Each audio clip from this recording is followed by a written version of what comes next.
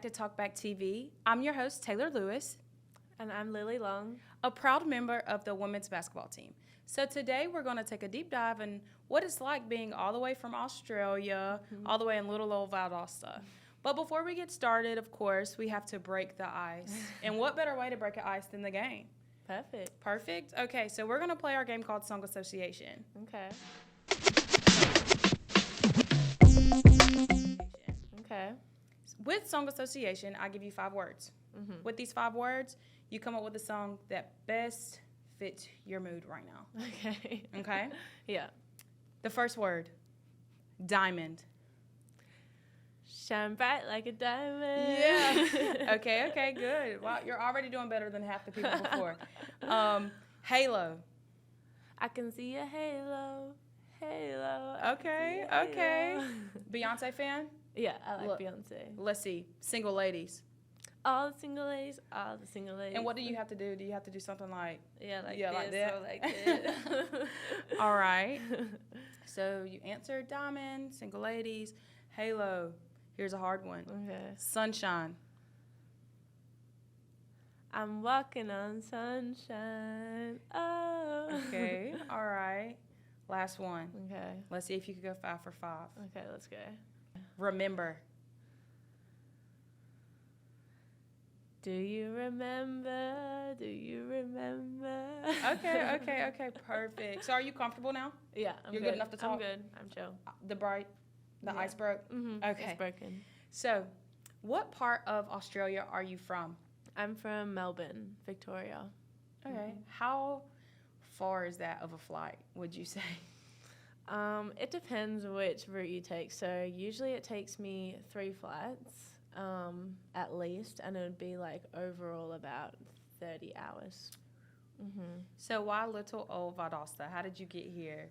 Well, I started in Montana at a junior college. I went there for 2 years, and so the coach there just recruited me through my coach back home. And then it was kind of like too good of an opportunity to pass up. So I was like, okay, I'll try it out. And then from Montana, I got approached by Coach D, and she's like, hey, we want you here. I was like, okay, it's warm, it's near the beach, I'm here for it. So yeah, I ended up here. So I know that when athletes from across countries, they need an agent. Did you have to have an agent to come, or? No, I think a lot of like European countries will have that, especially with the language barrier. So it's like more helpful for that. But for me, it was just I had connections. Like my coach knew the coach in Montana, and then coach in Montana knew my coach here. So it was kind of just like really lucky with my connections. So when you got here, was there a cultural shock? Like, how was that coming from Australia to United States, where, of course, there are some different things? It wasn't crazy. I think like the biggest culture shock I got at the start was Walmart. I've never really seen anything like Walmart. It was just like this huge place, like so many different foods I'd never seen before. And like the y'all, when people say y'all, that gets me. I'm like, we do not say that. But it's not too different. Like overall, it's just little things that kind of like make me realize I'm in America, not Australia. What words do we say different than y'all? So y'all, Like that, y'all say y'all. What else do you guys say? You'll say, I'm trying to think. Like I will call a like a hoodie, I'll call it a jumper. Oh, yes, yeah. Like instead of just a hoodie, or I'll call like a tracksuit, trackies. Like these are trackies right now. Okay. Or like instead of like a tank top, I'll say a singlet. Oh, yeah, I wouldn't. I would have thought you were asking me for a piece of paper. Yeah, a singlet, please. Yeah, no. But yeah, and then what else? We kind of just like abbreviate everything. Like sunglasses is sunnies, breakfast is brekkie. But yeah. Do you miss home? Yeah, I miss home like a lot. I think it does get easier over the years because this is like my 5th year in America altogether. So I definitely miss it. It's just you find things here that make it feel like home. What makes you feel at home here? My teammates a lot. Like I'll hang out with my teammates because they're just like super supportive and super sweet. Like they're the best people to be around. So I think like for me, what makes somewhere my home is like the people I'm going to be around. Obviously, I'm not around my immediate family, but that's why you have to kind of like invest a lot in them because they become that. Okay. Do you ever wish that you could bring something back from Australia here? Yeah, my dog. Your dog? And like, because my family can visit if they catch a plane, but my dog is like the one thing I just want to cuddle him. Do you want to go back to Australia once all this is done? I want to go back for sure. I'm not sure like where I'll end up staying, but I want to go back like once I'm done with school. School? Mm-hmm. Do you know what you want to be? I want to do something in sports media, so sports broadcasting, something like Okay. that. Mm-hmm. That's what I want to do. Really? Yeah. Oh, cool. I'm trying. Yeah. But how does it feel playing here? What is it that made you come here? Because I do know, like you said, the offer was too good to pass up, but I'm sure that you had like another school, you know, that you had to outweigh. Yeah. Being a basketball player, I know that you have different avenues that you can reach. Why, when you first got here, what was your impression? What was like, I'm so glad I made this decision. That's why I've been here for 3 years. I think it was just, like, I just felt really supported from the get-go. Like, all the staff here and people that I met cared where I was from and, like, wanted to get to know me and who I was. And then my coach plays a huge part in it. She, like, wanted to get to know my family and, like, my background so she could find things that made me comfortable and that so she could get to know me and make sure I was happy here. And then when I met the team, they were all super sweet and everything, and I really felt like I fit in here. So it was good. That's good. Yeah. Is basketball different? Than Australia? Yeah. Yeah. We have this thing in practice. I'll do like an Aussie pass where it's like I pass it from my hip and like, so I'd say in Australia we play sort of more like crazy free, like just we travel a lot, but they don't call it back home. So it's like the NBA. Yeah, you could say that. And then here it's a lot more, I feel like a lot more technical. So you got to perfect your skills a little more. So did y'all Euro step? Yeah. You did? Yeah. What game are you looking forward to? Because, I mean, everybody knows y'all have had a good season. Yeah. Repeatedly. Mm-hmm. What game are you looking forward to, and what are y'all going to do different? I'm looking forward to our first game of the season. It's against Eckerd. I'm not going to talk about the score of last game. That's going to be a good game, though. But we've got some payback to do. So we're gonna focus on ourselves leading up to it and our offense and trust in our offense and our principles. So I think that's just what we're working on right now, and that's sort of what we lacked last time. So if somebody was to come up to you and say, hey, I want to join your team. I want to be with Coach D. I want to wear V-State across my chest. How do you tell them to get there?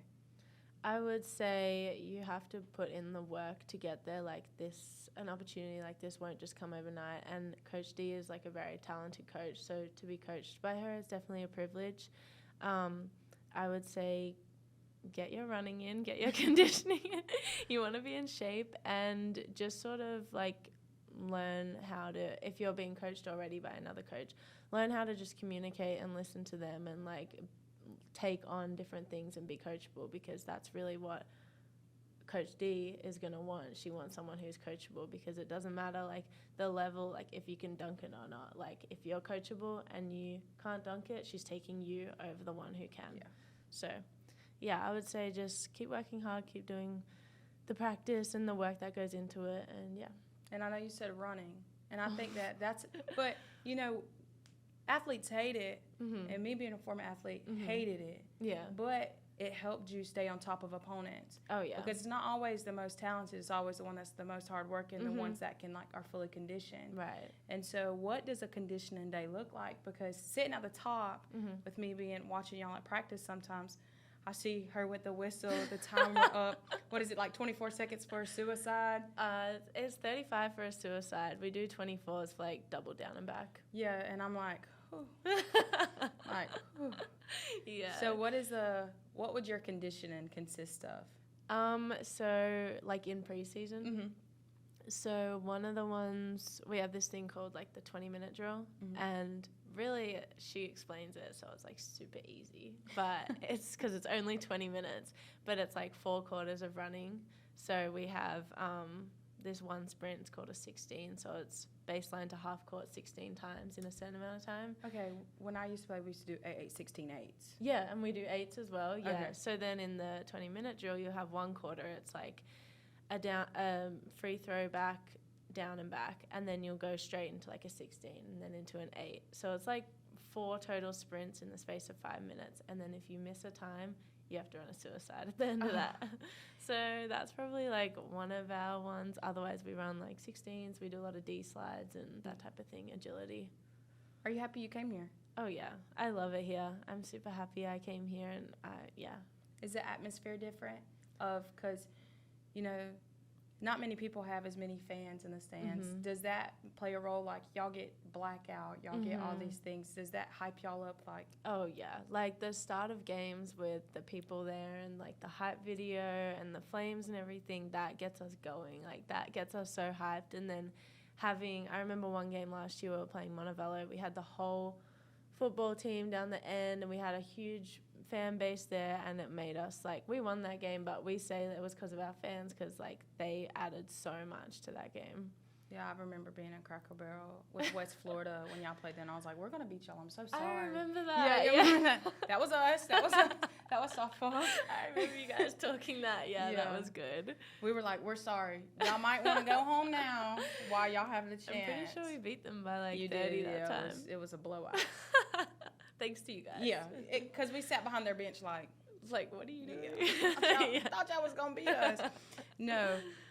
What would you tell your younger self now that you see where you're at now? What would you tell her whenever things got tough or when things got hard? Even the good times, what would you tell her?